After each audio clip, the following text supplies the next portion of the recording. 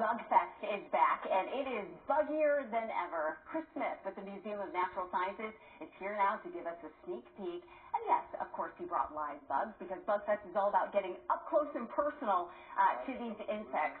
Who do we have here? I love these friends, and I love Bug Fest. It's the biggest thing we do. Today I brought a lot of friends, but right here I have a Madagascar hissing cockroach.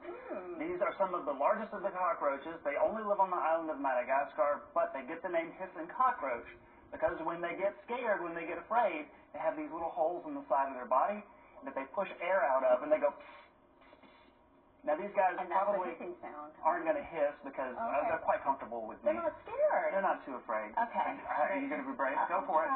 Okay. Give them a little pet. Oh, hey there. See, nothing to it. And I didn't hear any hissing. And no hissing? Okay. That was great. See, these are the kinds of experiences that we want people to have at Bug Fest when they come to the Museum of Natural Sciences, right? It's super popular. And every year, Bug Fest, you shine the spotlight on one particular insect. This year, it's krill. What's so fascinating about krill? This year it's krill. Well, most folks know krill because they're the main food source for the planet's largest animal, the blue whale, which we have a special exhibit on right now all about blue whales. It's a great opportunity to talk about these tiny arthropods, but that live in all the world's oceans and make up a huge amount of the animal life in the oceans. So they're critical to ocean ecosystems. Turns out they're critical to even how we live our lives on the planet. And so krill are a very special animal for us to celebrate at Bug Fest this year. Okay, so krill, Madagascar hissing cockroaches, you can get up close and personal and touch them, you can learn about them, but at Bug Fest you can also eat some of these insects, right? Cafe Insecta. Look, tens of thousands of people come to Bug Fest, and they love it. And they all get in line for Cafe Insecta. This year we have 7, 8 local chefs who are all going to be preparing food, gourmet dishes, all with bugs. Crickets, mealworms, superworms. It's a great opportunity to get some bugs in your diet and, you know, try something new. It's a lot of fun. Maybe even just do it for the gram. Yeah, well, exactly. Definitely postable there. All right, so for those who don't like bugs or who are scared of bugs, why should they still go to Bug Fest? Would they enjoy it? They would have a great time. Okay, even get over their fear. Touching a live cockroach isn't your thing. No, it's not my thing. You can still play games, do crafts, listen to presentations from bug experts that we have coming to the museum so that you can learn more about them. And maybe one day we'll get you up to touching a cockroach like this. But these are fascinating animals with all kinds of amazing adaptations, and they do incredible things out there in nature. All right, and you brought a couple more special guests with us, but we're keeping them in the container. These are going to stay in the containers just for our safety and theirs. This is, I don't know if we can see it now, it is an Asian forest scorpion hiding underneath there because guess what they like to do in the wild? Hide under rocks and logs. Okay, doing the thing. And then sitting right here out is a beautiful salmon pink bird-eater tarantula.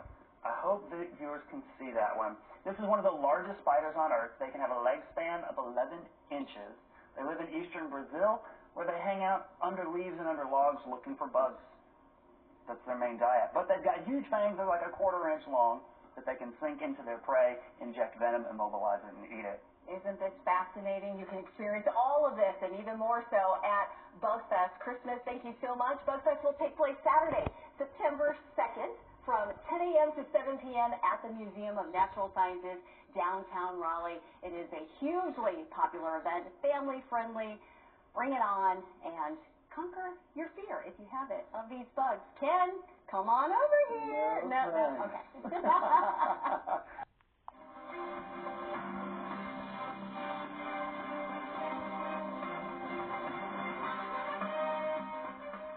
Radio and TV broadcaster, composer, musician John Tesh is out with a new album called Sport.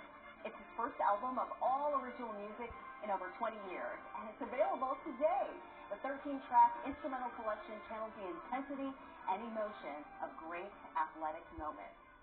And joining us now is the man, the legend, John Tesh, in the flesh, right here in our studio. What an honor. It's so great to see you. I appreciate it. It's so great to be back in town where I got my start. I know, yes. Raleigh is a very special place for you. Also want to let people know about his biggest claim to fame here. Let's be honest. I mean, you're friends with WRL legend Bill Presley. Yes, we were roommates, and he actually trained me at WKIX. Taught me how to run the board and all that stuff. And he just came by to say hi. I can't believe it's been 7 years since he retired. That's right, and that's the last time I had the chance to speak with you, and our viewers got to see you. But he's a recording artist as well, and so we were just talking about music. It was great. And you're just saying how interesting, broadcasters turn musicians, right? Yeah.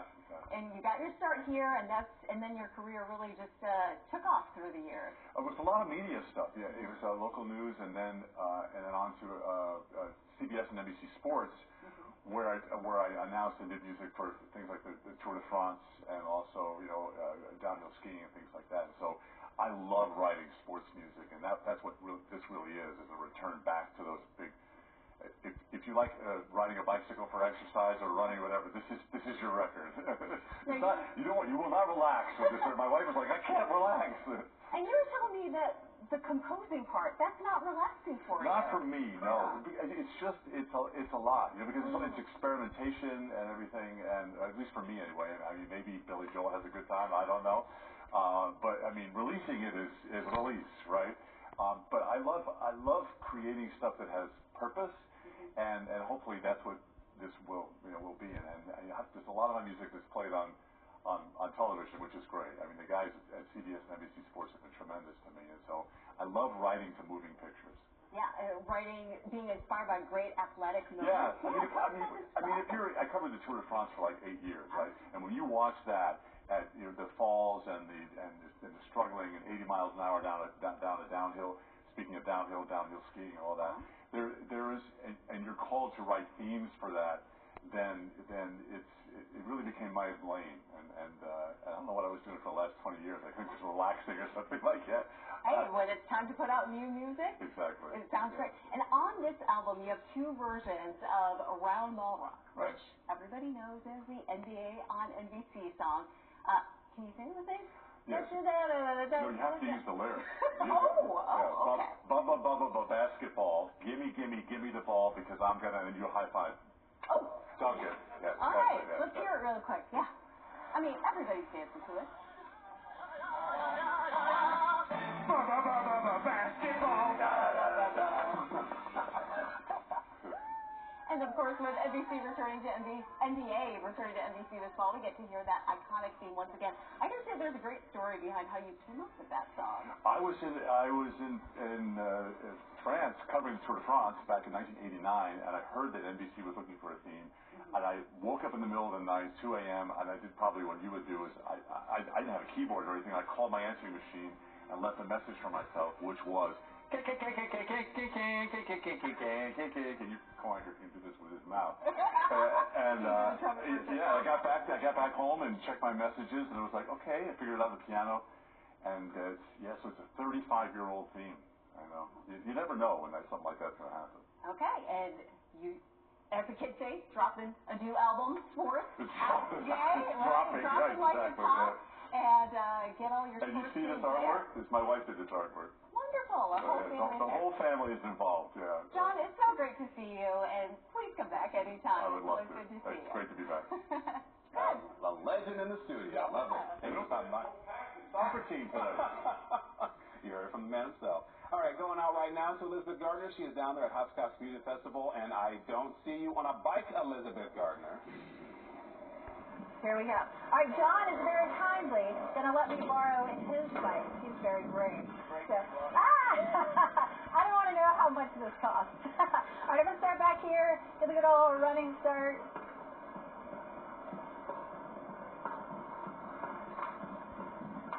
All right.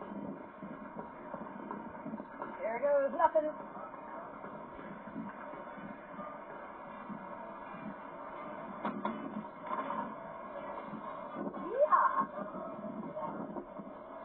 All right, let's see. We'll hit it again. Coming back. Very nice ramp, if I could say so myself. All right, but that's about as good as it gets for me. Thank you, John, and to everybody out here. See you, Raleigh, and Max. Lots of fun to be had out here at Hopscotch. Keeping our fingers crossed for Saturday. Extreme Elizabeth. Well done. Look at wonderful form there. She has all that mountain biking. Yeah, she has all the experience. Yeah. That's perfect. She makes it look so easy. Darth Vader's iconic lightsaber set a new record at auction. The coveted prop used in the last two movies of George Lucas's original trilogy sold for more than $3.6 million. Goodness gracious, that auction. It's the highest valued piece from the Star Wars franchise. The lightsaber was used in that battle scene between Vader and Luke Skywalker in Empire Strikes Back. You remember where he says, "No, Luke, I am your father." I know you'd love to hold it, wouldn't you? A New Jersey homeowner found a way to protest property hikes. A man got out of his seat and approached the mic.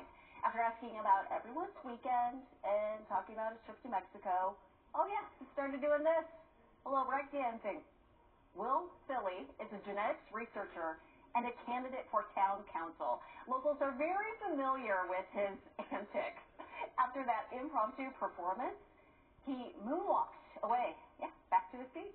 The video has viewed 1.6 million times. And he netted 100 voters. Apparently, no, I'm kidding. Very interesting move there, sir. NBC News Daily is next on WREL with your next local news update in 30 minutes. You can get breaking news updates anytime with our WREL News app. Have a wonderful Friday and weekend.